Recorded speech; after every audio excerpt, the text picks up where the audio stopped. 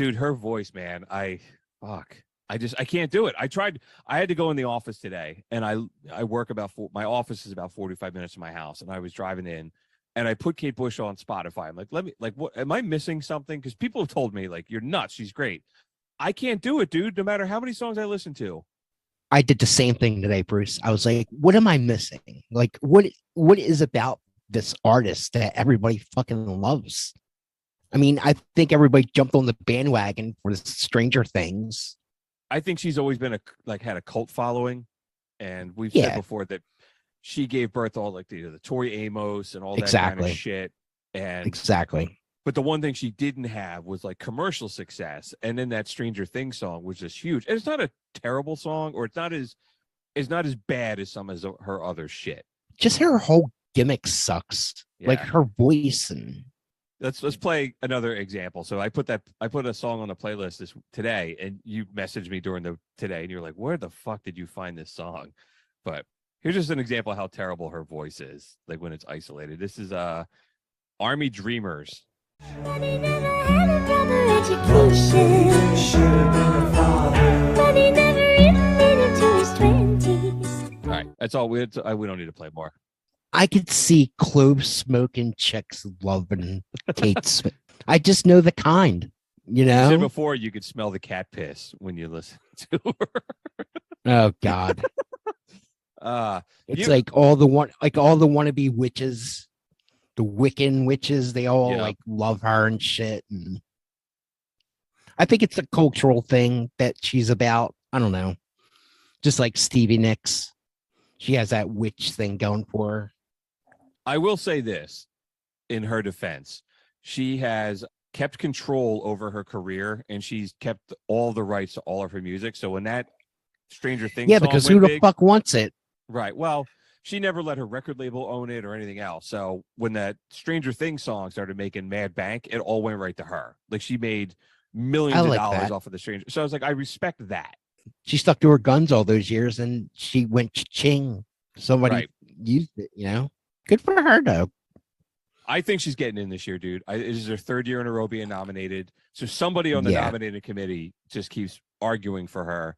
And now that she has the commercial success, maybe before we move any further too, it's also that the dude who runs the Rock and Roll Hall of Fame now is really into diversity. And he's been very open about that since he took over. Like, we're going to be more diverse. We need more women. We need more non-white people in the Rock and Roll Hall of Fame. So in the back of my mind, as I'm thinking about people are getting in, I'm trying to be like, okay, well, some of these, it's not going to be just all dudes that get in. No, there's going to be something there's a different. there's a bunch of women going in this year.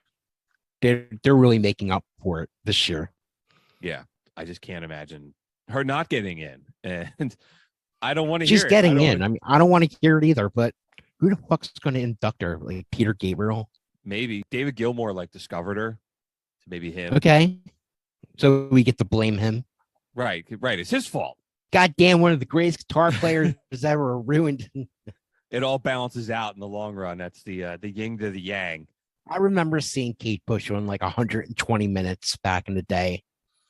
And do you remember 120 minutes on MTV? Yeah, I don't remember ever seeing her on TV though. It was just that's the only time you would see one of her videos or shit. It was Sunday night at midnight. I first learned about her when I started working in the music store in '93. Her album, whatever, Red Shoes, had just come out, and it was the first album she'd put out in 15 years or 20 years. And the manager loved her, and he was like, "Oh my God, there's a new album from Kate Bush." And I remember listening to it as a high school kid, going, "What the fuck is this voice?" Yeah, really. And for as much as my music taste has changed and expanded and evolved, I've never moved off of her. No, but we're fucking open-minded, dude.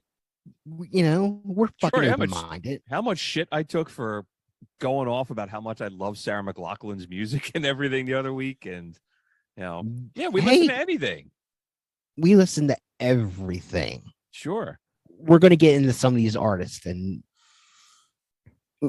all my opinion is going to come out, bro. I don't know. I said this before, man. We did that. Does Rush suck? We could literally do just Kate Bush suck, and we picked one album and went through it. And I don't want to. I don't want to do that to myself. I don't want to do that to myself, bro. I don't want to. That Chris Cornell episode depressed the shit out of me. That one really depressed the shit out of me. All right. So maybe how about we do each after each person? Let's answer 2 questions. Will they get All in, right. and do they deserve to get in? I say she gets Okay. in, and she does not deserve it.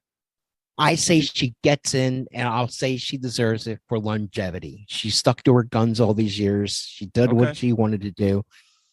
She had success in a cult following success with her music, but again, with the cult following of Stranger Things, she's getting in.